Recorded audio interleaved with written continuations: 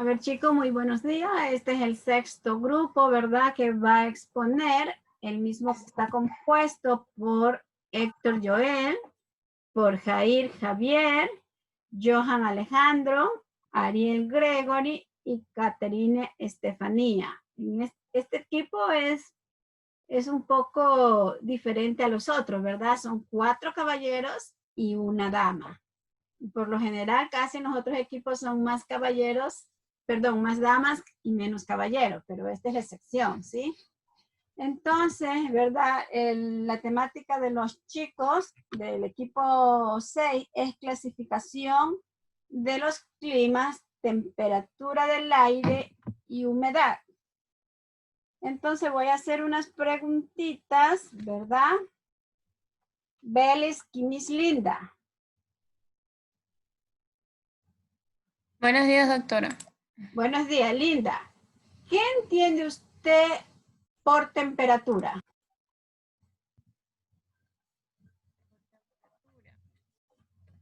¿Mm? Debe ser, o sea, es una magnitud que refleja la cantidad de calor que tiene puede ser un objeto, o en este caso, si estábamos hablando de la Tierra, la cantidad de calor que se genera a nivel de nuestro planeta. Gracias, Linda. De la temperatura del cuerpo humano. Gracias. Pomaquero. Pomaquero.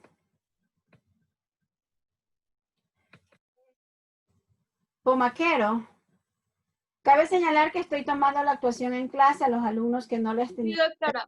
Ya, ok. Disculpe, es que se me Ya fue el escuchamos, ¿verdad? Lo que nos dijo Linda, lo que es temperatura, ¿verdad? Ah, sí. ¿Y qué cree usted que son los climas?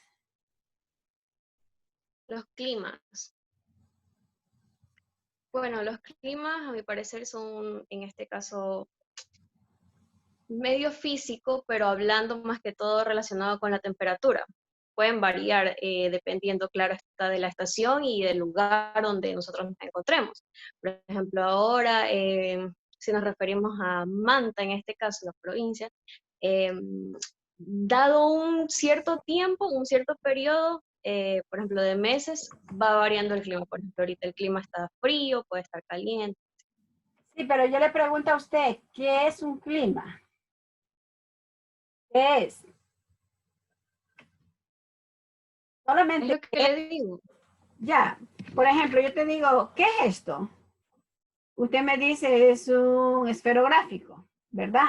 Pero ahí no se queda, sino que es un esferográfico, es un... Son condiciones meteorológicas que se determinan en un lugar determinado, o sea, dependiendo del lugar. Exactamente, exactamente, Kelly. Eso es clima, ¿verdad? Son condiciones meteorológicas. Muy bien. Ya, gracias, doctor. Ya, gracias a usted, mija.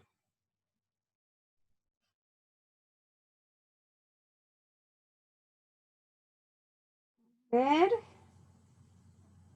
Ya. Nos vamos entonces. Un voluntario que me quiera decir. A ver, primero necesito un voluntario y de ahí le hago la pregunta. ¿Un voluntario? A ver, no hay, entonces vamos con Valeria Elizabeth. Valeria Elizabeth. Sí, aquí estoy. Ya, Valeria, ¿usted cree que las palabras ecosistema, biosfera y bioma es lo mismo? No. Si dice que sí, ¿por qué sí? Si dice que no, ¿por qué no? Bueno, el ecosistema es como la comunidad de los seres vivos. ¿Ya? En cambio, ¿cuál era No la es otra? La como, es. biosfera. Sí, ¿qué es la biosfera? La biosfera, en cambio, es el lugar en donde viven esta comunidad de seres vivos. En, en donde hay agua, tierra. Y el bioma me parece que lo vimos en la segunda clase, que es un conjunto bioma, era un conjunto de biosferas ay, lo tengo en la punta de la lengua. Tranquila. Pero, chicos, van a tener que aprender esas 3 conceptualizaciones porque yo les voy a hacer una pregunta en el examen sobre eso. Sí, biosfera era como que un conjunto bioma, era un conjunto de diferentes ecosistemas, por decirlo así, en donde habían diferentes factores climáticos y era como que el conjunto total. Ya, a ver, el conjunto total vendría a ser la biosfera. ¿Qué dice la literatura? Que la biosfera es el sistema formado por el conjunto de seres vivos del planeta Tierra y sus interrelaciones.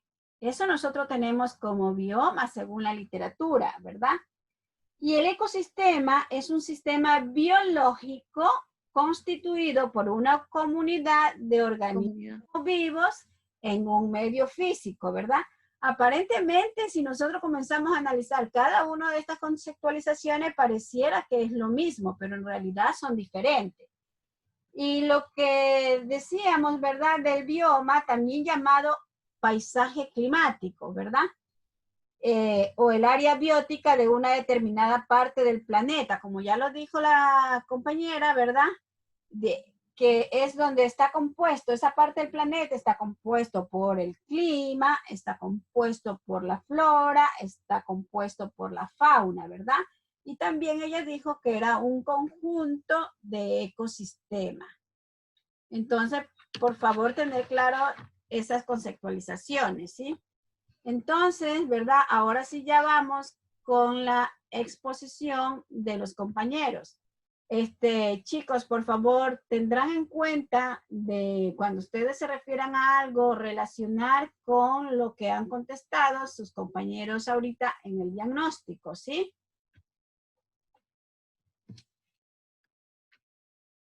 Vamos a ver con quién iniciamos. Fernández, bueno, iniciamos con Fernández García Héctor. Joel. Bueno, ponga la diapositiva que no la. Vamos, usted ordene. Vamos, Joel.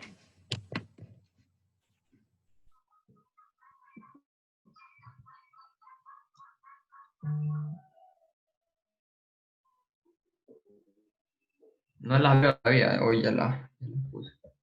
Sí, ya está. Joel. No, mi pantalla me sale en negro, doctora. Entonces tu internet no está bien. Porque, chicos, Pero ustedes... yo, Sí, sí se ve. Se ve, doctora. ya, pues yo les pongo con la.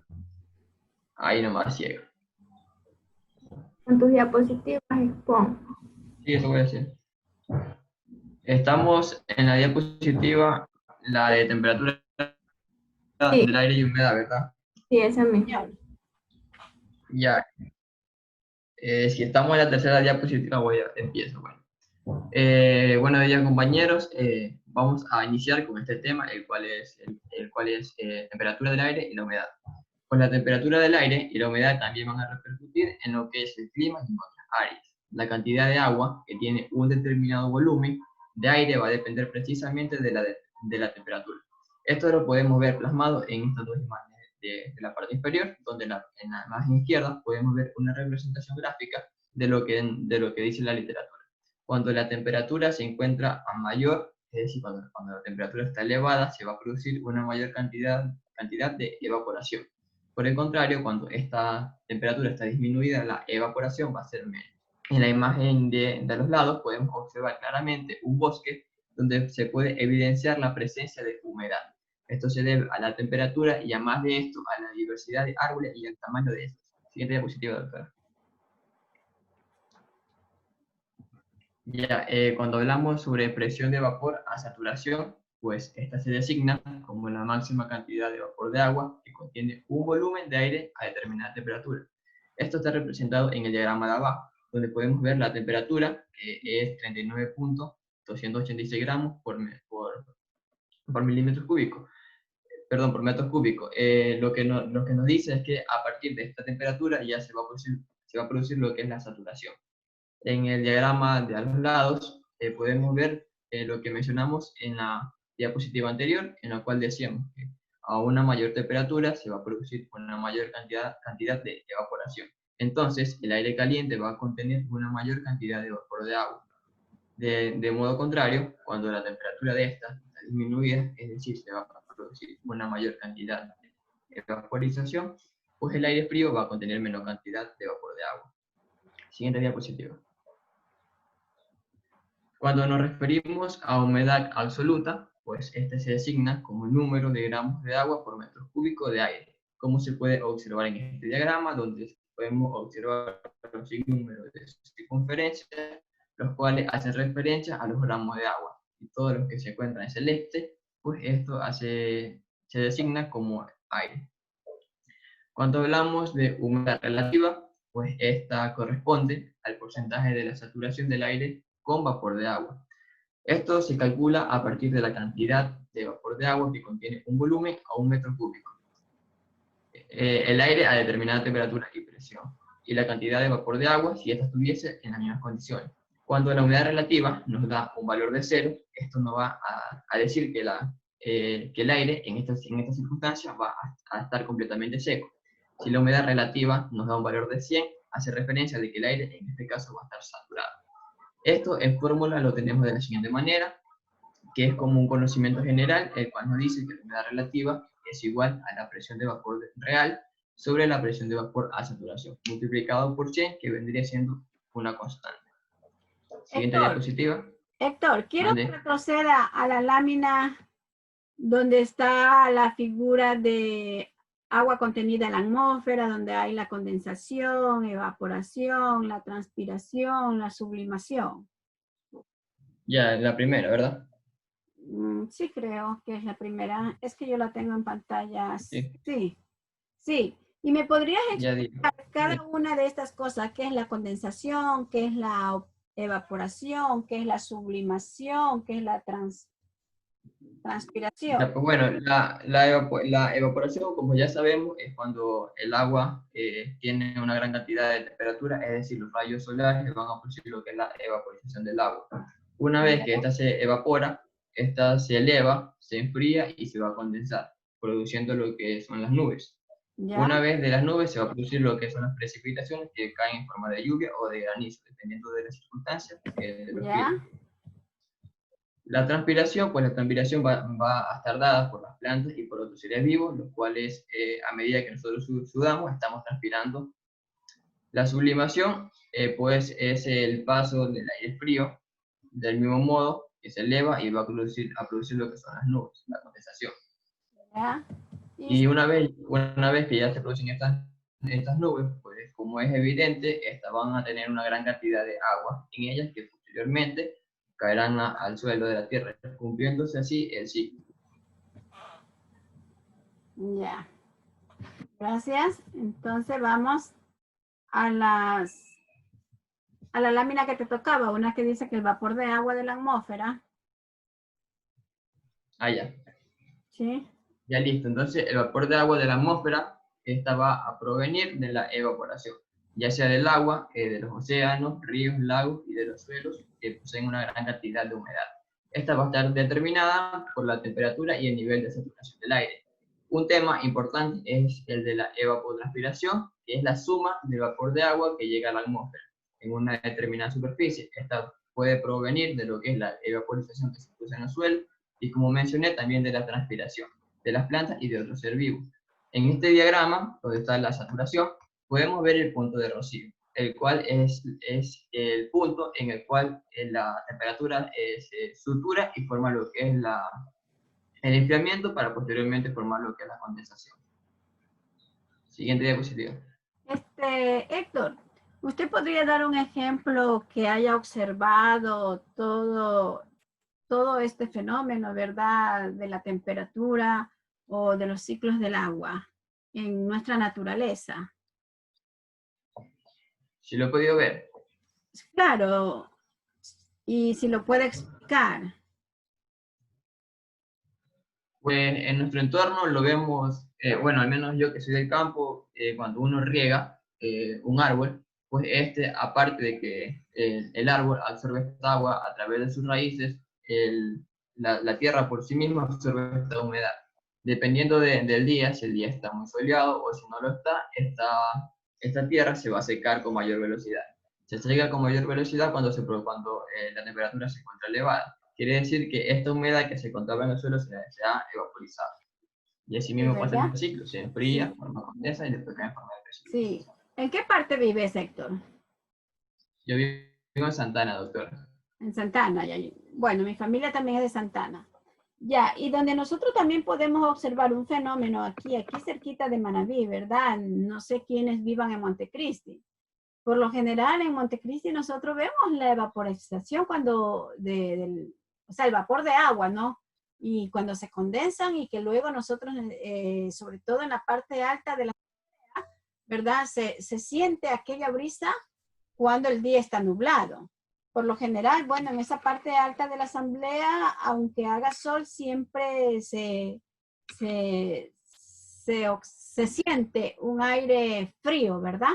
Sí, Un aire frío, pero es por la la característica altura, sí, doctora. de ese bioma que se encuentra en ese sector. Sí. Y del cambio de temperatura. Eso Sí, también se debe, eso también se debe a que es la presencia de los árboles en el cerro, por decirlo así, que tienen humedad. Entonces esa humedad se va a concentrar en el aire. Y como el cerro, el Montecristi está un poco más elevado, se siente muy evidente. sí, ¿verdad? Sí, anteriormente nos Diferente. permitían subir al cerro y en la cima se siente clarito la humedad de los árboles, hasta en la respiración, el olor a humedad. Kelly estás hablando. Avenate. Avenatti. Ya. Ujú. Entonces, miren, y así nosotros podemos observar. En cambio, lo que pasa del otro lado de la moneda, de Quimba, Manta, Rocafuerte, esa es una zona seca, ¿verdad? Los árboles no tienen vida, o sea, no tienen vida en el sentido que no se les ve color verde, ¿no? Pero si cae una brisita 3 días seguidos, esos árboles vienen y yo sé decir, se visten de gala. Entonces, si ves que la naturaleza nosotros sí la podríamos observar y es así que nosotros vamos aprendiendo, porque la ecología es mucha, ¿cómo les digo? Mucha literatura, mucha teoría, ¿verdad? Pero sin embargo, si nosotros relacionamos la teoría con lo que estamos viendo, con nuestros paisajes que vemos, tranquilamente podríamos observar y se nos queda grabado eso, porque estamos escuchando las exposiciones y estamos escuchando ejemplos y unos, como dijo la compañera Avenatti, ¿verdad? Montecristi, estando cerquita aquí de nosotros, ¿no? Bueno, unos habrán subido, otros simplemente habrán llegado hasta Ciudad Alfaro, pero de todas maneras se siente ese frío y ese olor a vegetación que hay allá. Continuamos, por favor. Ya, siguiente diapositiva. Sí, estamos. En precipitaciones, ¿verdad? Sí. Ya, bueno, con respecto a las precipitaciones, como podemos observar en el diagrama donde se observa el mapa mundi, podemos ver los diferentes niveles de precipitación, cuando se producen a mayor o menor cantidad. Esta distribución se puede entender si se aplican los conocimientos sobre la temperatura, los vientos y las corrientes oceánicas. Estas precipitaciones se van a formar a mayor cantidad en las regiones tropicales húmedas, como por ejemplo en América del Sur, en Asia o en África. ¿Esto por qué se debe? Como observamos en el diagrama de abajo, esto se debe a que los vientos que circulan por los océanos de estas zonas van a absorber la humedad. Una vez que estos absorben esta humedad, esta se va a elevar, se va a enfriar, alcanzando el punto de rocío, donde se van a condensar, dando a la formación de nubes. Luego, estas van a caer de forma de precipitación o de rocío. Por otro lado, vamos a tener los desiertos, el cual estos se van a encontrar en zonas de anticiclones subtropicales. En este caso, el aire frío va a descender, se calienta, absorbiendo el agua de la superficie y creando condiciones de aridez. Siguiente diapositiva, doctora. Ya, aquí tenemos, Ya, ¿lo pasamos? sí, a cinturones de desierto. Sí. Ya. Con respecto a lo que son los cinturones de desierto, vamos a tener dos. Escúchame, vamos a ver el video que tienen ahí ustedes. Ah, ya, listo, listo.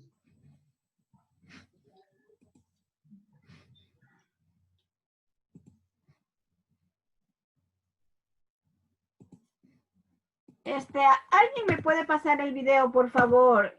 Chicos, es el último link que envié ahorita.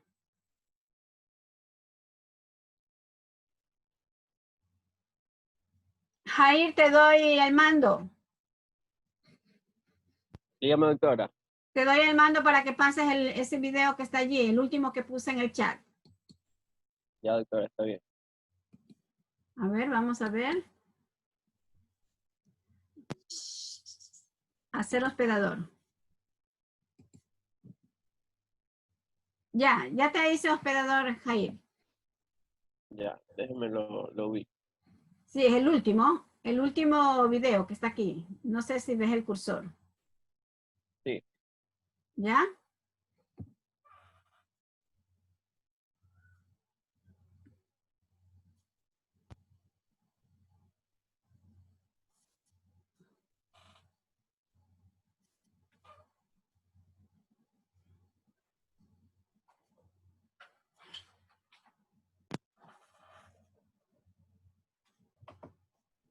Mira la Tierra, ¿no es hermosa? Océanos azules, casquetes.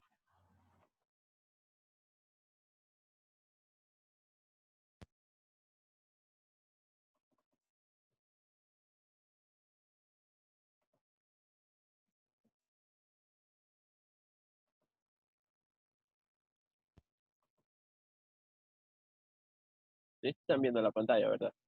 Sí, solo que no sale audio. Parece que está muy lento el internet. Polares blancos y terrenos verdes, algunos marrones también, donde no hay tantas plantas. Pero ¿por qué esas partes de la Tierra son áridas y otras ahí? verdes? Es decir, los desiertos cubren gran parte de África y Australia, Sí pero se no ve. Europa y Sí se escucha también, ¿no? Ahí lo dejaste mudo. Resulta que los europeos descubrieron la respuesta, pero en el más improbable de los lugares, los océanos. Al navegar desde Europa, los vientos alisios empujaban los barcos con entusiasmo al suroeste del Ecuador, donde de repente los vientos cesaban. Estas eran las zonas de calma ecuatorial, y para los marineros eran fastidiosas. También eran molestas para científicos como Galileo, Kepler y Halley, tiene teorías de por qué el viento soplaba hacia el suroeste. ¿Será que el viento perseguía de alguna forma al sol desde la mañana hasta la noche? ¿O quizás tenía problemas para alcanzar al suelo girando debajo de él? En 1735, a un abogado y meteorólogo aficionado londinense llamado George Hadley se le ocurrió una idea aún más brillante que, al final, ayudó a explicar no solo los vientos del océano, sino también por qué nuestro planeta tiene bosques lluviosos en un cinturón cercano al Ecuador y desiertos justo al norte y al sur de este. Hadley pensó que como el sol calentaba la Tierra más en el Ecuador, el aire al norte y al sur debían ser más fríos y por lo tanto más densos. Así como el aire frío entra rápidamente a través de una puerta abierta en invierno, el aire al norte y al sur del Ecuador debe fluir hacia el aire cálido en el medio, trayendo marineros con él.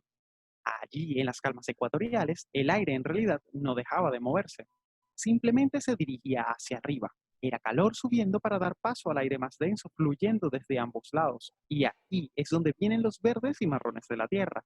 Mientras el aire cálido y húmedo del Ecuador sube, se enfría. Y ya que el aire frío no puede contener tanta humedad como el aire caliente, llueve mucho. Suficiente para hacer bosques lluviosos. Después de alcanzar una altitud de unos 17 kilómetros, el aire ascendente y cada vez más seco llega a la estratosfera, que actúa como una especie de techo, haciendo que el aire caliente se extienda y se pare, un poco hacia el norte y un poco hacia el sur. A medida que el aire sale del Ecuador, descarga más de su humedad, haciéndose más denso y un poco más frío, hasta que finalmente, ya seco, se hunde, creando las bandas áridas donde se encuentran muchos de los desiertos famosos del mundo. Esta gigante cinta transportadora atmosférica, oficialmente llamada célula de Hadley, nos trae tanto bosques lluviosos tropicales como desiertos. Así que la ubicación de los verdes y marrones de la Tierra son cortesía de un montón de aire caliente.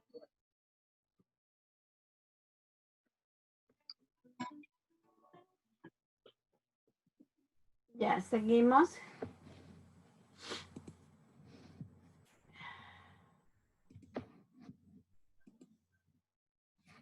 Ya, usted termina con esta partecita, Héctor. Porque Ya, listo. los cinturones, seguimos con hasta aquí, hasta la lámina 8. La termino. Relacione, no, vuelva a la lámina 8 y relacione con el video que acabamos de ver, ¿sí? Ya, un momento. Primero de explicarles sobre esto, con los cinturones de desierto, tenemos dos. Uno que va sobre el hemisferio norte, que va a recurrir todo lo que es el trópico de Cáncer. Y en el hemisferio sur, todo lo que es el trópico de Capricornio. En el hemisferio norte tenemos tres desiertos que lo caracterizan, que es el Gobi, que va de China a Mongolia, el Sahara, que es el norte de África. Lo importante sobre esto es que personas cuando dicen cuál es el desierto más grande del mundo, siempre suelen decir el Sahara, cosa que no es así. Cuando hablamos de esto, es por referencia a un lugar o un hábitat completamente desalojado. Entonces, el desierto más grande del mundo vendría siendo el desierto el Ártico. Porque cuando hablamos de desierto hacemos referencia a eso, donde no hay presencia de vegetación. Entonces sería el desierto más grande del mundo, es el Antártico, el Ártico y ahí sería el Sahara. Cuando hablamos de desiertos cálidos, ahí sí ya vendría siendo el Sahara el más grande del mundo, por una parte. Entonces seguimos con el suroeste de Norteamérica y el Oriente Próximo. Con respecto al hemisferio sur, tenemos la Patagonia, que se encuentra en Argentina, el Kalahari en Sudáfrica y el gran desierto de Victoria en Australia. Y con respecto al video, pues como pudimos observar, aunque yo no vi, pero sí escuché algo, que en lo que mencionaba que en lo que es la línea ecuatorial, la luz solar se refleja más con respecto al planeta. Y estos trópicos de Cáncer y Capricornio van a recurrir por lo que es el hemisferio sur y el hemisferio norte, donde las temperaturas de estos van a ser mucho menos elevadas. Ya, y nosotros que estamos en la línea ecuatorial, ¿cómo sería nuestro clima? Si nos referimos precisamente a Ecuador, pues cabe destacar que somos muy beneficiados debido a que en Ecuador tenemos diversidad de clima, ya sea el alpino, que es en la sierra debido a la presencia de la cordillera de los Andes, tenemos el trópico, tenemos el cálido aquí en Manabí, en lo que se refiere a la costa. Pero en general, en lo que es nuestro país, tenemos el bosque tropical, es nuestro bioma principal en nuestro país. La verdad también sabemos decir que nuestro clima es cálido. ¿Por qué es cálido? Porque si nosotros tenemos el globo terráqueo, ¿verdad? Imaginémonos que este es un globo terráqueo. Y esta línea negra que está aquí es la línea ecuatorial, ¿sí o no? Sí. Ya, entonces, a ver, déjenme ver qué cojo. Por aquí, ¿será esto? Esto será. A ver, imaginemos que estas cositas que voy a desplegar yo sean los rayos solares, ¿verdad? Están color naranja. Entonces, ustedes saben que la Tierra tiene un movimiento de rotación que va en esta manera y un movimiento de traslación que va desde esta otra manera, ¿verdad? Entonces, en el momento que los rayos solares están cubriendo, siempre van a estar, ¿verdad? Como enfocado en la parte de la línea ecuatorial o la línea equinoccial, porque es la media. Pero el movimiento de rotación es quien te da la noche y quien te da el día, ¿no? A medida que la Tierra va girando, aunque sea muy leve, aunque nosotros no sintamos y pensamos que siempre estamos en el mismo lugar, la Tierra hace un movimiento muy leve, ¿ya? Y a medida que va ese movimiento, lógicamente que los rayos solares van a ir cambiando, ¿sí? Van a ir cambiando a medida que éste se mueve, porque en realidad el Sol no se mueve, quien se mueve es la Tierra, ¿ya? Y si ustedes ven estas líneas de aquí, lógicamente que están grandes, estas líneas que están aquí vertical, ¿verdad? Esto vendría a ser el uso horario. Quiere decir que la Tierra, todos los 365 días del año, va a durar ese movimiento de rotación, ¿sí? Porque cada de estas líneas va a corresponder su hora, Ya, entonces, si ustedes recuerdan, cuando observaban el globo terráqueo, iban a ver que habían unas líneas blancas muy menuditas. Entonces, eso significa cada partecita del año que está pasando, ¿no? Y también, bueno, aquí nosotros no vemos las estaciones, ¿verdad? Aquí ya inclusive se ha perdido lo que nosotros antes llamábamos invierno y verano, que nosotros ya teníamos fines de noviembre, inicio de diciembre, ya llovía, ¿verdad? Por eso nosotros terminábamos el año lectivo en enero, porque las lluvias se agudizaban un poco más, ¿verdad? Entre mediados de enero, febrero, marzo, abril, y se entraba a clase normalmente era en mayo. Pero bueno, todo por nuestra culpa, digo, ¿no? Porque nosotros somos los humanos los principales causantes de toda la destrucción. Hemos interferido en esto. ¿Perdón? Hemos interferido. Sí, ¿verdad? Entonces ya nosotros ya no tenemos lluvias. Si ustedes relacionan este invierno que recién pasó, prácticamente fue seco, ¿sí? El año pasado hubo inundaciones, bueno, hablo a nivel de Manabí, ¿no? Pero este año fue muy poca lluvia. Entonces todas esas cosas interfieren, ¿no? Para que haya un cambio de temperatura, un cambio de clima, ¿verdad? Y todo eso se debe también a la deforestación que nosotros como humanos hacemos. Entonces, no respetamos la política, ¿no? Que dice que por cada árbol que nosotros cortamos deberíamos de sembrar 1 y 2 árboles, ¿sí? O por lo menos nosotros en nuestras casitas deberíamos tener, aunque sea un jardincito o algo para ayudar un poco al ecosistema. Ya, continuamos. Terminamos con usted, ¿ya? Entonces vamos a ver a la única dama que está aquí en el equipo. Caterine. Gracias, Héctor. Bueno, doctora. Buenos días, doctora. Bueno, siguiendo con la exposición, ahora vamos a hablar sobre lo que es la luz. Siguiente diapositiva.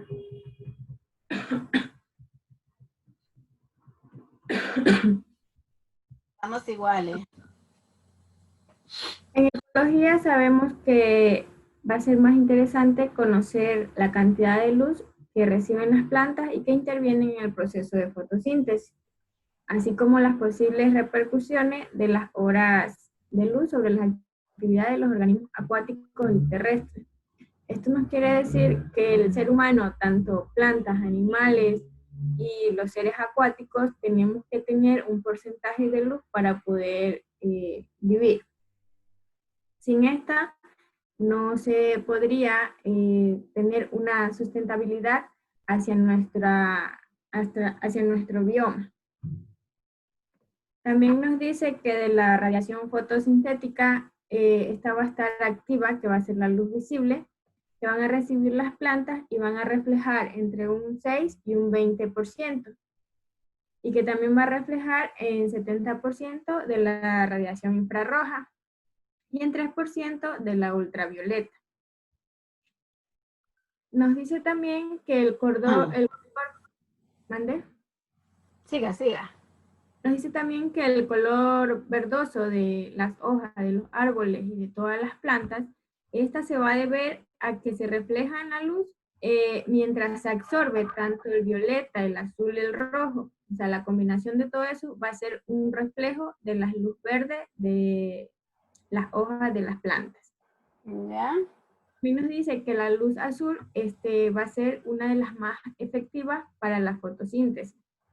Estas luces son, por ejemplo, cuando vemos, usted nos dijo, el rayo de sol, vemos solo, por ejemplo, blanco, pero dentro de eso hay distintos colores que no los podemos apreciar a veces profundamente.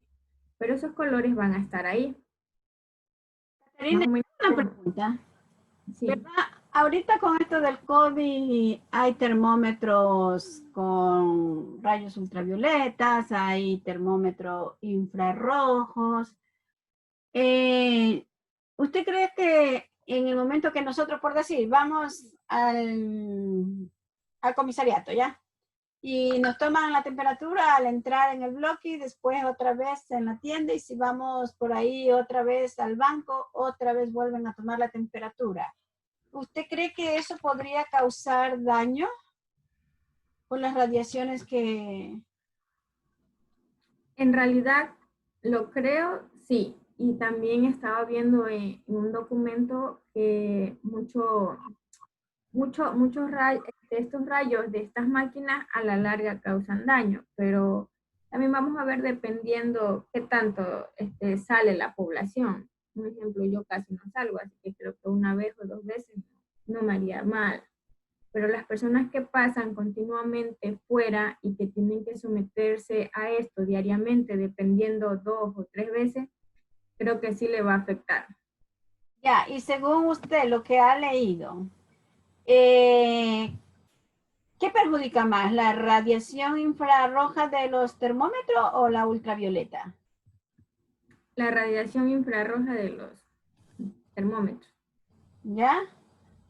¿Verdad? Entonces, eso también nosotros tendríamos que hacer hincapié, ¿verdad? Porque nosotros tendríamos que reclamar nuestros derechos, porque, por ejemplo, yo le pongo el ejemplo, yo salgo una vez a la semana al supermercado, pero esa vez que salgo, tengo que ir a la farmacia, voy al banco y voy al comisariato. Y cuando subo en el mall, ¿verdad? Que yo subo por las escaleras que quedan al frente de la Fibeca, y son 4 veces que me ponen el termómetro. Entonces yo les digo que por qué, si ya me toman una vez, porque tienen que seguir tomando, ¿no?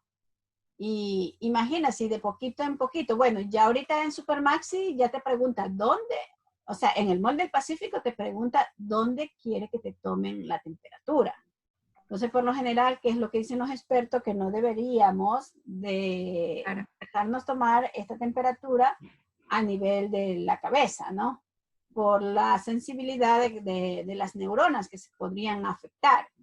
Ya, inclusive ya ahora cuando te fumigan con cloro, no es con alcohol, ¿verdad?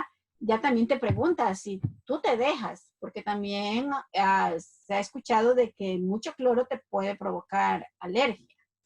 Ya, entonces, me parece muy bueno, pero en cambio otros centros comerciales, por ejemplo, como Kiwi no respeta, o sea, tú le dices, tómeme la temperatura acá, le das la muñeca y que no, que tiene que ser en la frente.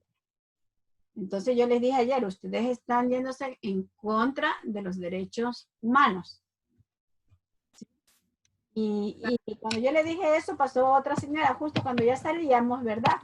Y decía una señora, no me fumigue porque si no yo comienzo a gritar porque el cloro me da alergia. ¿Ya?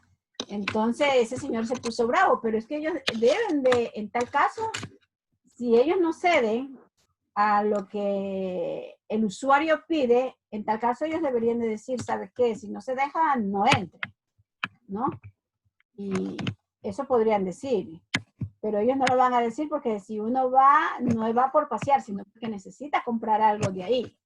Además, a ellos tampoco les va a favorecer porque ellos lo que necesitan es vender. Exactamente, sí. Entonces, esa es la problemática, ¿no?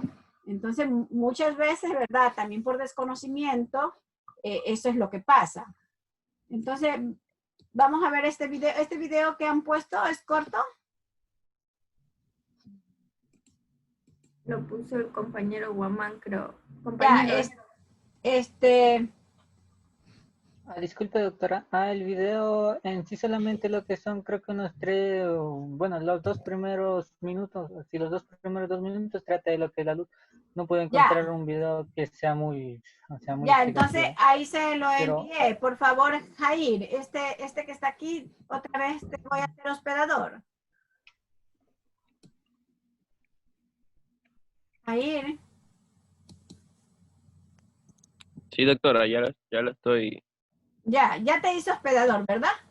Sí, un ratito, ya lo proyecto.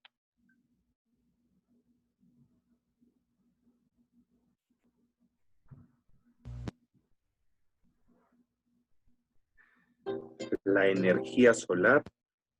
No se ve.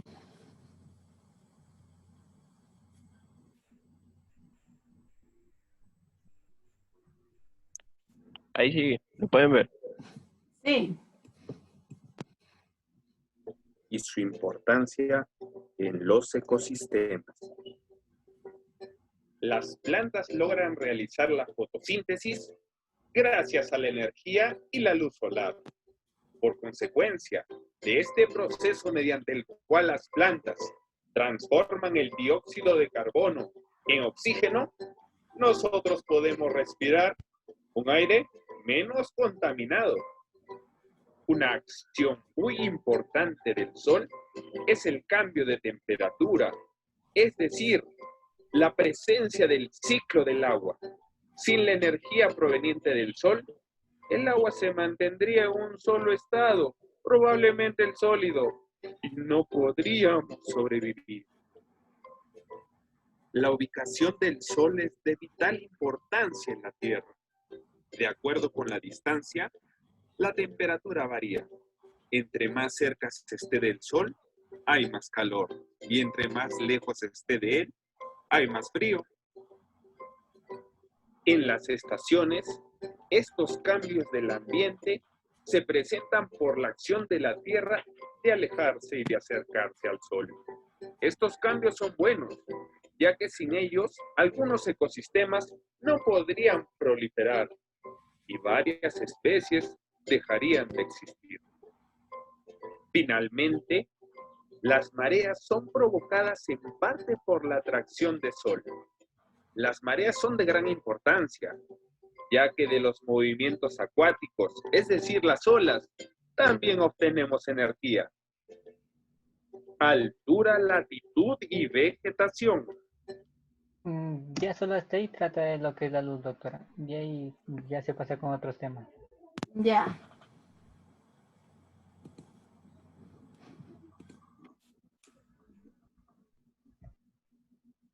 A ver, Caterine, relaciona el vídeo con lo que acabas de, con la lámina que tienes allí, o paso a la siguiente.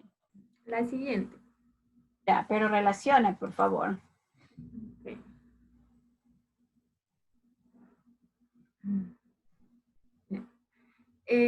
Bueno, relacionando un poco en el video, como vemos en la imagen a nuestra derecha, vemos los rayos del sol y una vegetación súper verdosa. Mientras haya humedad, mientras haya humedad y haya buenos rayos de sol y estén estos acordes y bien balanceados, pues vamos a tener una vegetación siempre verde y siempre va a estar, como usted dice, hermosa. Pero cuando estos no se compaginan y, por ejemplo, hay demasiado sol, pero no va a haber humedad, es cuando ya las plantas se secan, se marchitan y se mueren. Así que esto va a ser una compaginación entre ambos para que estén verdosos, adquieran su color. Por ejemplo, si vemos en la parte en la sierra, como siempre es húmedo, pues eso siempre pasa verde. Pero si ya nos venimos acá a la costa, que no siempre va a pasar húmedo y va a haber, hay temporadas que son sequías, pero hay muchos rayos de sol, pues ya las plantas todas, uno las ve totalmente secas. Ya. Gracias, Caterine. Sigo. A ver, vamos con Jair.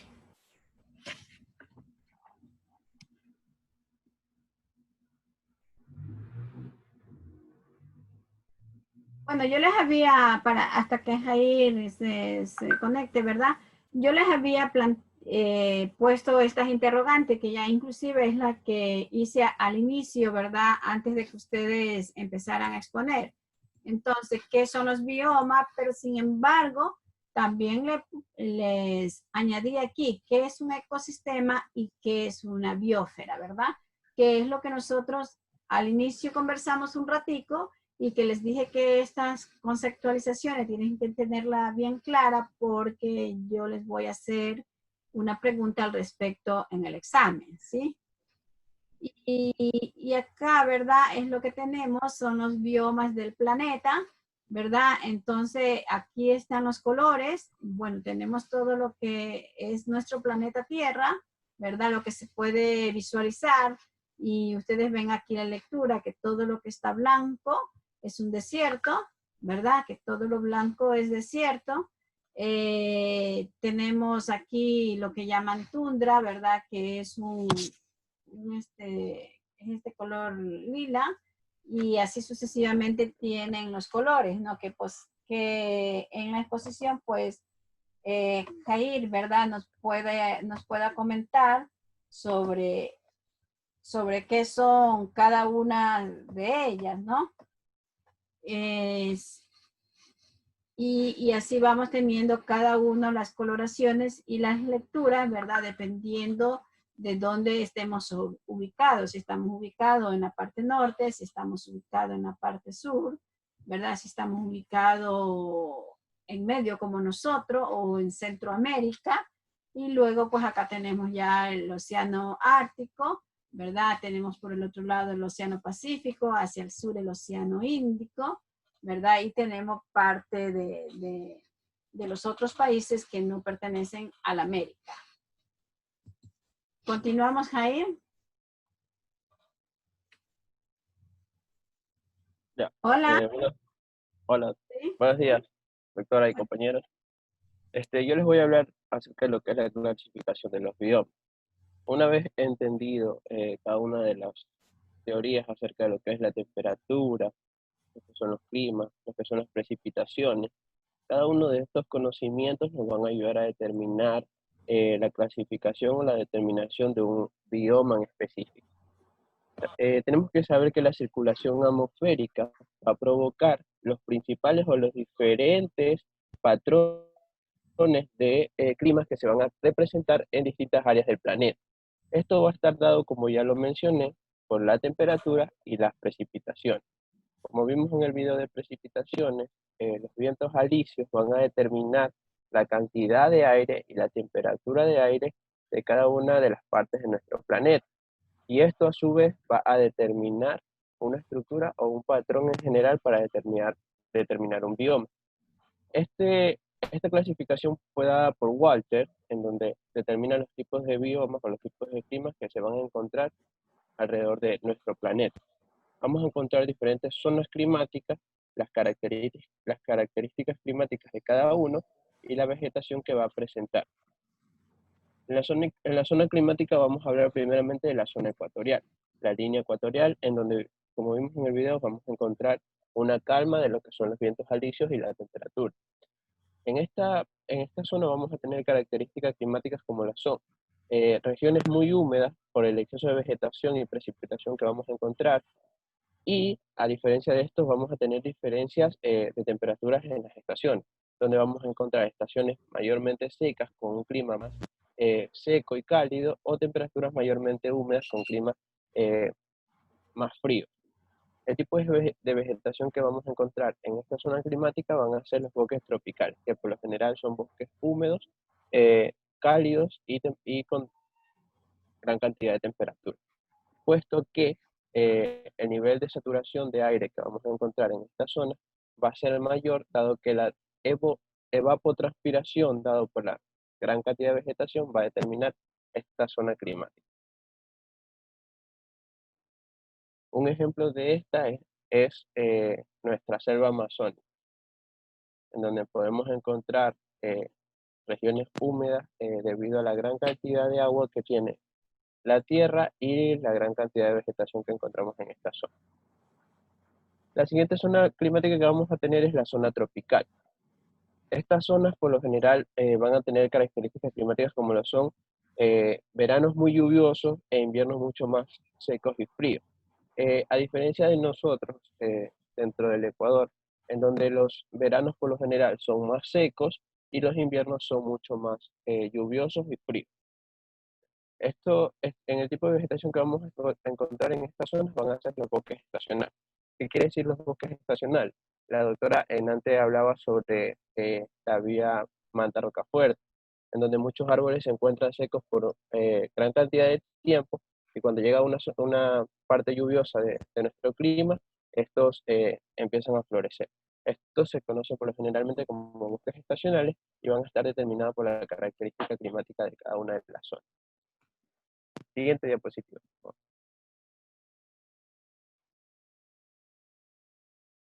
La siguiente zona que vamos a tener es la zona subtropical.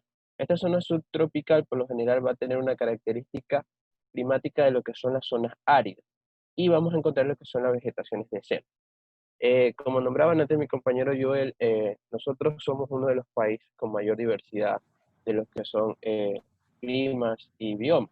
Estas zonas áridas por lo general se pueden presentar en lugares subtropicales, que va a tener una asociación de bosques tropicales y bosques secos. La siguiente zona que vamos a tener es la zona mediterránea. En esta zona vamos a tener características específicas, de las cuales vamos a tener inviernos lluviosos y veranos secos, como lo podemos encontrar específicamente en la costa, en donde vamos a tener inviernos lluviosos y veranos mayormente secos, en donde vamos a tener un clima frío, y en los inviernos donde vamos a tener un clima más caluroso debido a la transpiración y la evaporización de lo que es el suelo. En esta zona vamos a tener una vegetación que se va a adaptar a la sequía. Cada una de las vegetaciones que vamos a encontrar va a determinar la adaptación a la zona en donde se puede encontrar. La siguiente zona climática que vamos a tener es la templada cálida. En esta vamos a tener características específicas como son heladas ocasionales. Esto dentro de lo que son el tipo de biomas que vamos a tener son bosques templados. Este tipo de zonas templadas cálidas las podemos observar nosotros en lo que es nuestra sierra. En la parte de la sierra donde vamos a tener heladas ocasionales y donde vamos a tener bosques templados, como podemos observar en la imagen. Luego vamos a tener la siguiente zona, que es la zona nemoral. En esto vamos a tener una característica donde va a haber una moderación climática.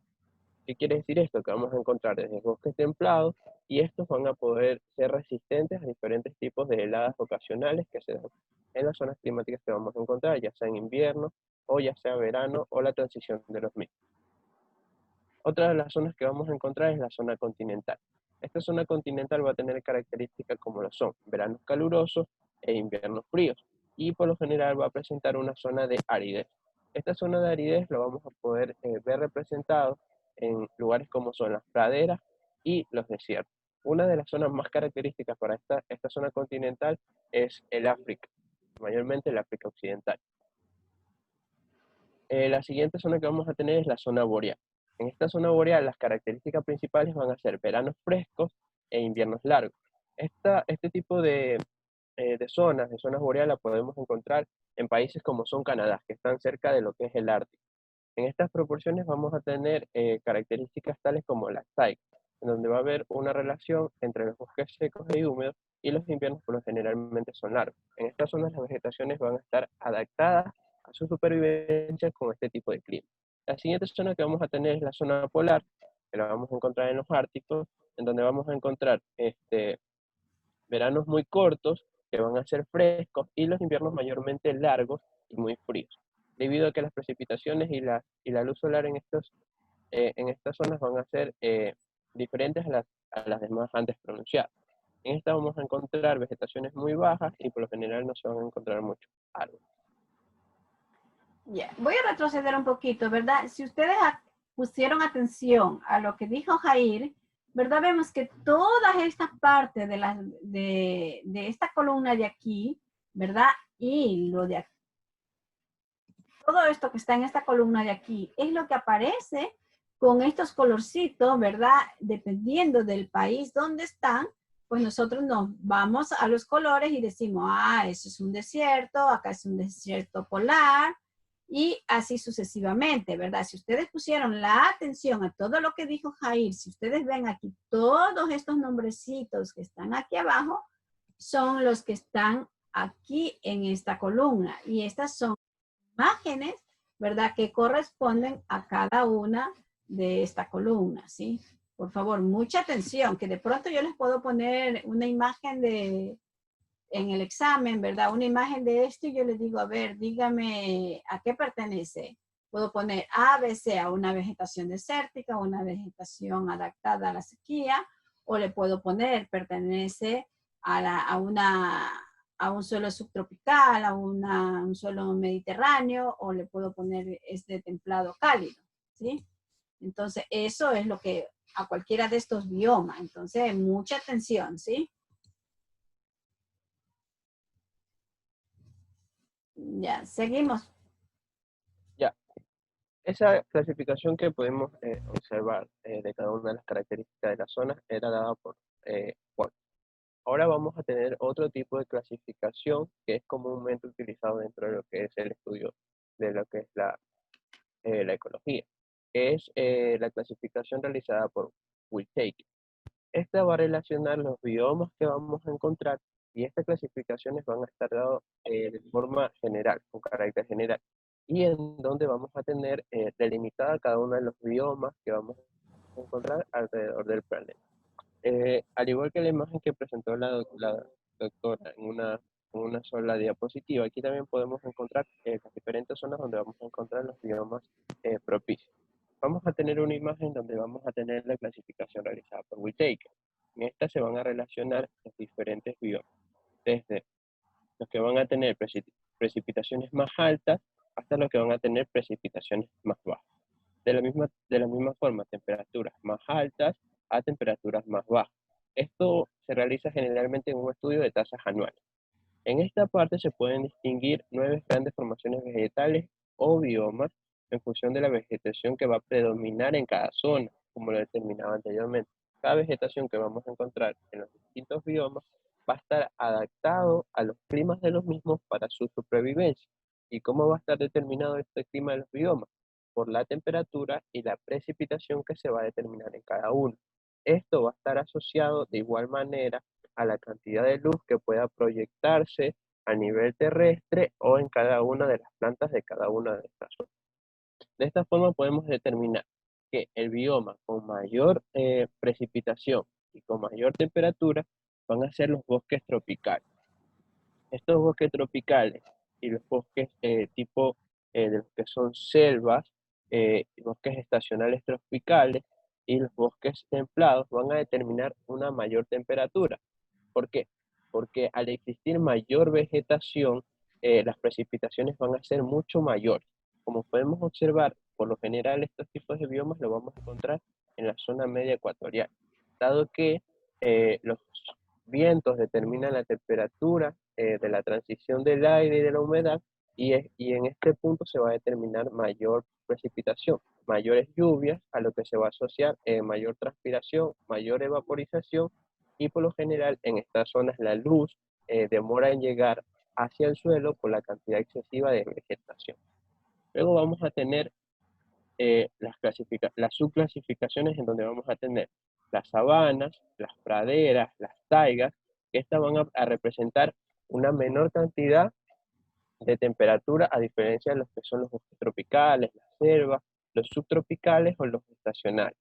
A diferenciación de estos, en estas partes no vamos a tener gran cantidad de vegetación. Sí la vamos a tener, pero en estas zonas la transición de aire y de temperatura va a ser diferente. Por último, vamos a tener los que son los desiertos, que van a tener más cantidad de temperatura, pero menos cantidad de vegetación. En estas zonas, como podíamos observar en el video, los aires calientes se proyectan más directamente hacia el suelo. Y como existe menor cantidad de vegetación, los rayos de luz pueden llegar directamente hacia lo que es el suelo.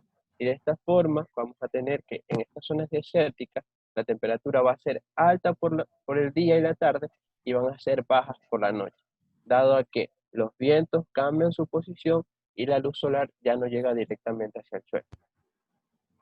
Y por último vamos a tener lo que es las tundras, que por lo general lo vamos a encontrar en zonas árticas o cercanas a las zonas árticas, como podemos observar en este ejemplo, como son países como Canadá, Rusia, y todo este tipo de vegetación van a estar determinados por estos biomas, donde vamos a tener inviernos muy largos, vegetaciones muy cortas y temperaturas muy bajas. Y de la misma manera en estas zonas van a proyectarse la luz más directa, dado que va a estar más cerca de los que son los puntos de la Tierra, en los que son los árticos, tanto norte como sur. Gracias, Jair. A ver, Johan Alejandro.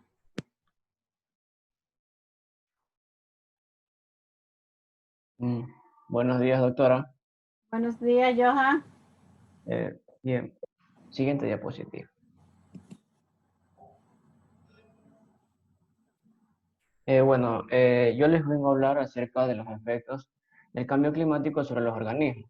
Bien, este tema resulta interesante ya que, como se mencionó en el título, voy a hacer referencia a cómo se ven afectados los organismos, es decir, los seres vivos, a consecuencia del cambio climático, es decir, la temperatura.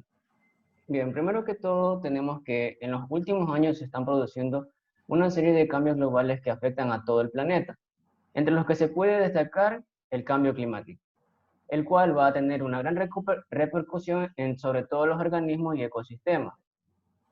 Bien, también dice que existen ciertos datos que indican que durante el siglo XX la temperatura media de la Tierra se ha incrementado alrededor de 0,6 grados centígrados, además de que las zonas heladas del Ártico han disminuido en un 15%, de tal manera que el nivel del mar ha aumentado entre 1 y 2 milímetros en cada año en el último siglo.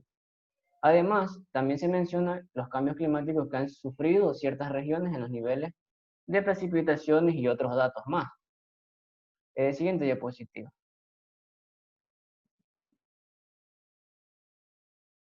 Bien, cabe mencionar que las actividades humanas, en especial la combustión de los combustibles fósiles y la deforestación de los bosques, ha producido un aumento de la concentración de dióxido de carbono en la atmósfera. Con estos datos, con datos se menciona que ha pasado de 280 partes por millón a principios del siglo XX a más de 370 partes por millón.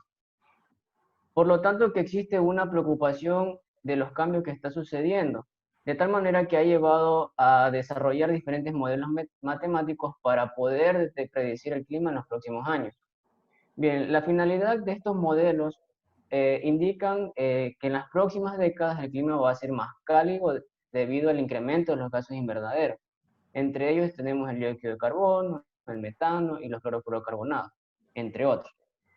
Bien, además se estima que esta va a aumentar entre 1 y 5 grados centígrados dependiendo de la emisión de los gases que tenga cada país. Bien, existe una gran pregunta, que es la que vemos en la parte inferior, que dice, ¿pueden afectar estos cambios climáticos a los seres vivos? Bien, evidentemente la respuesta es sí, puesto que la temperatura tiene una gran influencia o impacto sobre la actividad de los organismos y su aumento va a producir una modificación en los ciclos vitales de tanto de plantas como de animales. Siguiente diapositiva.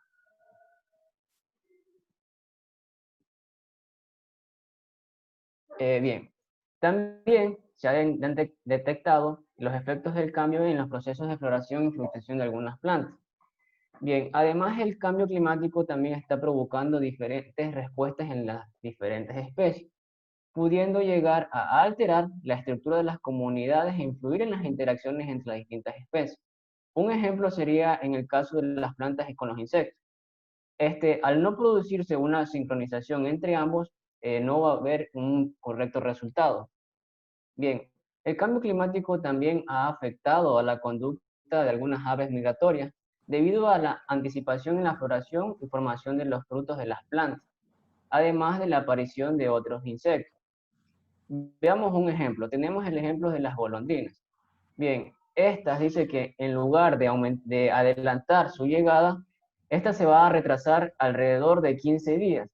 Y se cree que se debe al cambio climático que sufren las regiones de donde parten, es decir, de donde se encuentran. O también puede ser al cambio climático que sufren las regiones que están atravesando. Otro ejemplo es el de las cigüeñas, las cuales mencionan que no migran en un invierno debido a que las temperaturas en esta época se han vuelto más suaves. E incluso existen algunas aves que han adelantado la puesta de huevo 5 días en el último siglo. Existe otro ejemplo en el que se afecta la relación entre las especies. Bien, se mencionan algunas especies que empiezan a desplazarse hacia el norte debido al incremento de temperaturas. Bien, por decir, En Europa se ha detectado un aumento de la mortalidad en aves marinas al nacer por falta de alimento como consecuencia de que las poblaciones de los peces en las que se alimentaban han migrado al norte buscando temperaturas más frías. Gracias. Ya,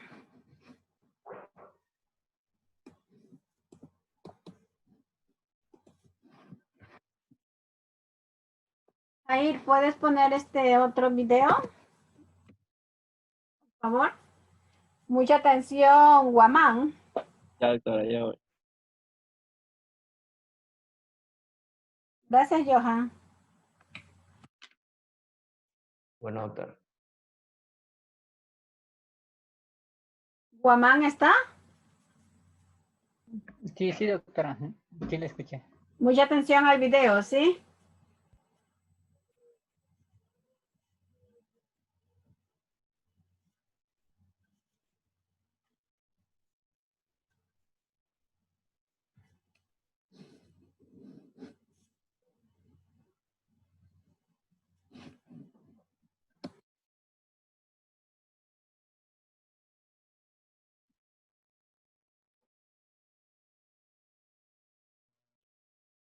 ¿Están viendo la pantalla? Sí, Jair. Actualmente en nuestro entorno se habla del cambio climático, sus efectos y consecuencias tanto para nuestra sociedad como futuras generaciones. Pero, ¿entendemos realmente todo lo que este tema implica? Para empezar, necesitamos definir qué es el cambio climático, el cual es un fenómeno relacionado al aumento de la temperatura media global de la atmósfera terrestre y de los océanos. Esto se produce por la liberación de gases de efecto invernadero que se expide desde las industrias, provocando una distorsión en el sistema climático global y trayendo consigo impactos en los ámbitos económicos, sociales, políticos, culturales y ambientales de todas las regiones del mundo. Ante este panorama, las consecuencias que más se pueden presentar son las siguientes. Aumento del nivel del mar. Cuando la temperatura de la superficie se calienta, se produce una fusión entre el hielo de los glaciares, el hielo marino y la plataforma de hielo polar. Ante esto, aumenta la cantidad de agua que desemboca en los océanos de todo el mundo, lo cual conlleva a que crezcan los niveles del mar drásticamente, poniendo en peligro numerosas ciudades que se sitúan bajo el nivel del mar. Olas de calor. Al estar los gases de efecto invernadero atrapados dentro de la atmósfera, se da lugar a la creación de fuertes olas de calor, las cuales serían causa del aumento de enfermedades relacionadas con el calentamiento y también el desencadenamiento de innumerables incendios. Tormentas fuertes. En el momento que la temperatura de los océanos se vuelve más cálida, las tormentas son más intensas. Por lo tanto, las tormentas pueden llegar a ser extremadamente fuertes y en una gran cantidad. A esto se le puede agregar que el agua caliente del océano alimentará la intensidad de las tormentas, dando como resultado un mayor número de huracanes extremadamente devastadores. Sequías. El planeta se está calentando, haciendo que disminuya el agua dulce, lo que conlleva una mala producción en la agricultura. Al encontrarse esto, se presenta escasez en la producción mundial de alimentos y el hambre se está haciendo cada vez más generalizada. Especies en extinción. El aumento de las temperaturas de los océanos, así como la deforestación, contribuye a cambios en el hábitat, poniendo en peligro a varias especies que pronto podrían extinguirse. Un claro ejemplo de esto es el oso polar, el cual lucha para aclimatarse a la pérdida de hielo en las regiones del Ártico. Para el ser humano es muy importante la biodiversidad y la pérdida de flora y fauna a causa de la extinción en masa que amenazan a nuestro planeta pone en serio peligro la continuidad de la raza humana. Guerras. Los recursos naturales disminuyen día a día, dando lugar a conflictos en todo el mundo por el control de estos. Esta situación podría equivaler a un incremento de guerras por el agua y los alimentos. Quizás has visto o escuchado sobre alguno de estos efectos, pero no esperes a tener que vivirlo para arrepentirte de no haber aportado algo de cuidado a nuestro planeta Tierra. Toma conciencia ahora.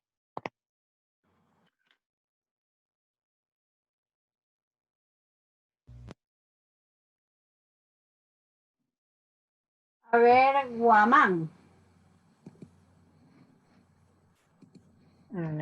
Sí, doctora. Bueno, el video se trata... Te escucho. Bueno, el video es casi como una reflexión de los efectos que podrían causar, si no, o sea, del calentamiento global, o sea, por el aumento de temperatura, como son lo que son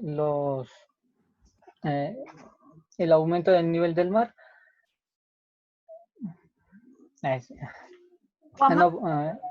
Si usted no me explica bien, o sea, o no me lo dice fluidamente, ¿verdad? Yo no lo puedo evaluar a usted. O sea, ustedes se pasaron con tiempo las láminas, ¿verdad? Y tenían que haber visto los videos. Entonces, si usted me dice esas 4 palabritas, yo no lo puedo evaluar. No, doctora, ya voy otra vez.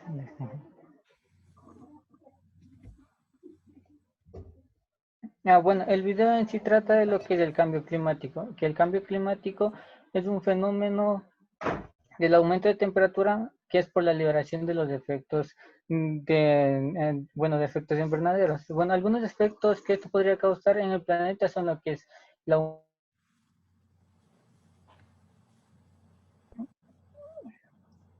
aumento del nivel del mar, que es causado por lo que es la fusión de los océanos y de los polos. Esto provoca que lo que es el nivel del mar aumente. Entonces, esto sería un riesgo, sumamente peligroso, o sea, ya que se podría inundar lo que son las costas terrestres. Otro efecto son lo que son las olas de calor, que causa enfermedades. También lo que son las fuertes tormentas, que también es causado por el aumento de temperatura, ya que la temperatura ayuda a que las tormentas sean aún más bruscas. Y lo que es en la agricultura causa lo que son las sequías. Entonces, esto es un problema grave, ya que la agricultura es una de las bases para que la humanidad pueda, tener ¿cómo podría decirlo? Tener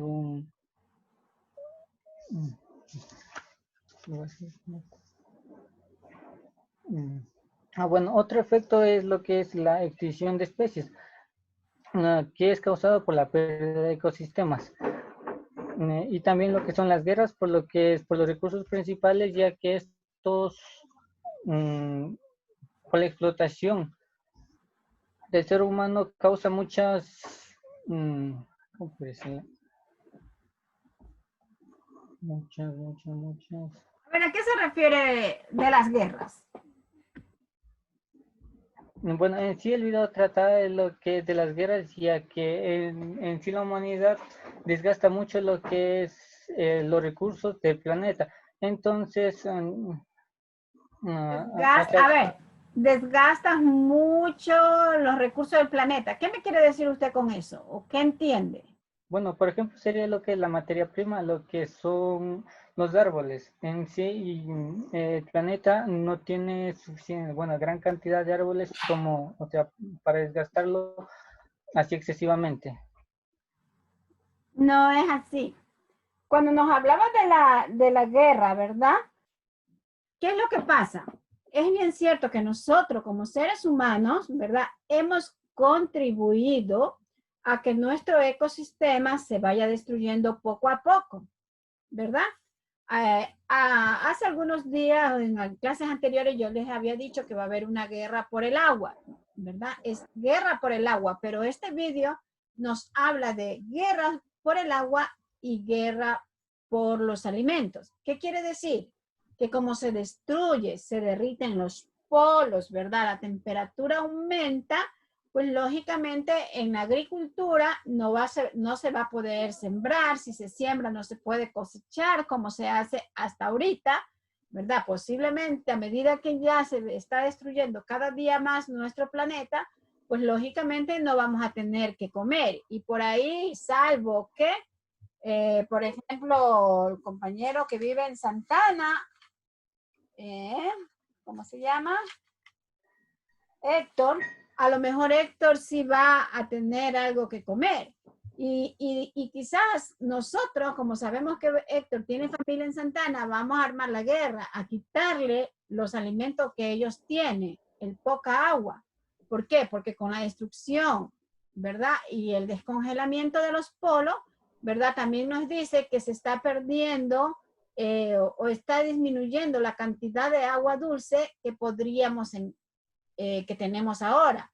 Entonces, si se disminuye el agua dulce, quiere decir, si yo tengo esta botella con agua y otra persona pasa al lado de mí, pues lógicamente me va a querer quitar la botella con agua porque ella también lo necesita. ¿Sí? Entonces, eso es lo que nosotros tendríamos que ver. Entonces, ¿qué nos dice también el vídeo? ¿Verdad? Como usted dijo, es una reflexión, ¿verdad? Entonces, bueno, también yo reflexiono y digo, ¿por qué ahora, cuando ya hemos perdido gran cantidad de nuestro ecosistema, ¿verdad? ¿Por qué iniciamos o queremos hacer algo? Porque de recuperar no le vamos a recuperar. En tal caso tendríamos que hacer algo para no seguir contaminando. Yo sé, señor Guamán, que yo sé que usted no es de acá de Manta, ¿verdad? Pero sí, de Manta, sí conoce la plaza cívica, que llamamos nosotros, la plazoleta Súa. No, no me ubica el nombre, doctora, es así. ¿Dónde vives cuando estás en Manta? En Chivo es por la terminal terrestre, doctora. Ya, pues la plaza cívica más arriba, por donde están los parques, ¿verdad? Hay una planada que está encementada donde hacen eventos. Donde... ya por ahí, ¿verdad? ¿Qué es lo que dice? Nuestros mayores, nuestras personas mayores y los que están en Manta quizás alguna vez han de haber escuchado, ¿verdad? Que dice que el mar antes llegaba hasta allí. El mar era hasta allí, donde es la plaza cívica. ¿Ya? ¿Y usted qué piensa? Esto es de razonamiento. ¿Qué piensa usted si se derriten los polos, crece el nivel del agua de los océanos? ¿Usted cree que el mar volverá nuevamente a su origen? Bueno, bueno, al aumentar el nivel del mar, sí podría llegar hasta allá, pero en sí no sería lo mismo, ya que... A ver, ¿cómo le explico? A ver...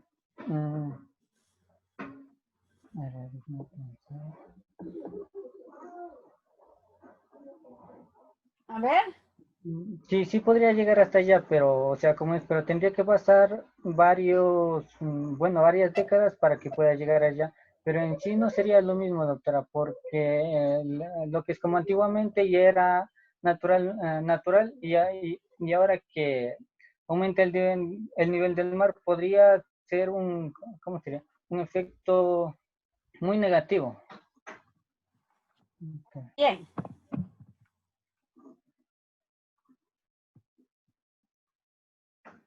¿Para quién? En sí sería negativo en general, doctora, porque, a nosotros como especie, bueno, podría afectar lo que es el turismo, entre muchas otras cosas, entonces...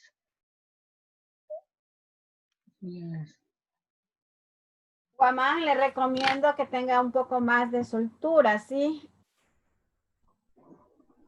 A ver, alguien que sea de Manta, un voluntario, y conversemos un poquito. Hola.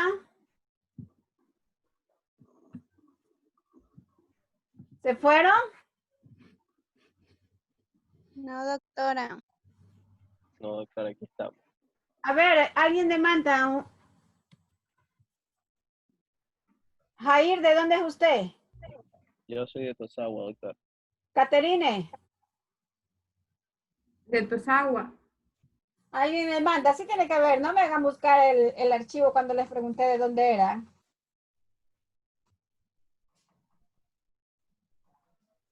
A Pero ver, igual, yo le puedo hablar. a ver, Jair. Hacía referencia sobre la plaza cívica. ¿Qué podría pasar si hay un aumento del nivel de agua? Exacto. ¿Verdad? Sí.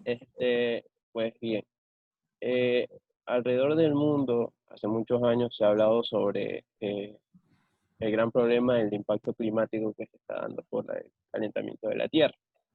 Esto ha provocado que muchos de los árticos de nuestras zonas polares se empiecen a derretir. Esto genera que empiece a existir una elevación de lo que es los niveles de agua en el mar. Pero debemos tener en cuenta que las distribuciones de todas estas aguas van a estar dadas en diferentes porciones. Es importante reconocer o tener que a pesar de que el hombre haya puesto manos dentro de lo que es la naturaleza siempre va a cobrar lo que es suyo. No para darle un ejemplo de Manta, sino para darle un ejemplo de mi tierra, en Tosagua. La mayor parte de lo que es Tosagua está construido sobre lo que eran los caudales de lo que es el río que pasa por aquí, que termina desembocando en lo que es el río de Chone. Muchas veces cuando hay grandes precipitaciones de lluvia, el aumento del agua del río sobrepasa los niveles normales y esta agua siempre seguía por donde antes era su desembocadura. Y de la misma forma inunda muchos lugares en donde antes cruzaba normalmente el río. Y generalmente debajo de estas hay muchas, ¿cómo se podría llamar? Tipo aguas debajo de la tierra. En el momento de que se realiza una excavación se encuentran tipos lagunas pequeñas, cosas así. Hay una leyenda muy conocida aquí en Tosagua por la iglesia, por la Virgen que tenemos en una iglesia, en la antigua iglesia que está ubicada en como un tipo cerrito, en donde dicen que debajo de esta iglesia y debajo donde está la Virgen hay una gran laguna con una serpiente y ella es la protectora de esto. Y muchas veces cuando se ha hecho construcciones en esta zona se han encontrado aguas manantiales que salen debajo de la tierra. Entonces es importante saber de que a pesar de que nosotros pongamos nuestra mano en la naturaleza, ella siempre va a determinar lo que es suyo. Porque acá siempre en las inundaciones el agua sigue su caudal como lo hacía hace muchos años atrás. Gracias, Jair. ¿Verdad? Y un poco, eso es lo que yo les digo a Ariel. O sea, él es de la parte de la sierra y en la parte de la sierra también han existido muchos fenómenos, ¿verdad? Cuando hay los deslaves, cuando el río también crece y va destruyendo ciertas cosas. Entonces, esa es la apertura que yo le pido a Ariel. O sea, que no se quede solamente así, tan chiquito con el contenido que está, sino que más bien amplíe y que sí tiene ejemplo. Sí tiene ejemplo. Simplemente lo que tenemos que tener... Doctora, ¿sí? sobre lo que usted mencionaba sobre el nivel del mar que ha aumentado, pues esto ya se ha visto en las grandes ciudades, donde las alcantarillas siempre desembocan en los mares. A medida de que el mar ha subido en estos últimos años, pues el agua se ha drenado en estas alcantarillas y ha ido inundando poco a poco esto. Ahora los políticos lo que han hecho, en vez de dar solución a la contaminación, lo único que han hecho es hacer más grande lo que son este alcantarillado para que no se inunde. Eso es algo que... Así es, ¿verdad? O sea que nosotros podríamos poner muchos ejemplos. Ya yo les hice la pregunta de acá de Manta, ¿no? Entonces, pero ya Jair ya contestó con ejemplo y es verdad, la naturaleza siempre va a buscar lo de ella.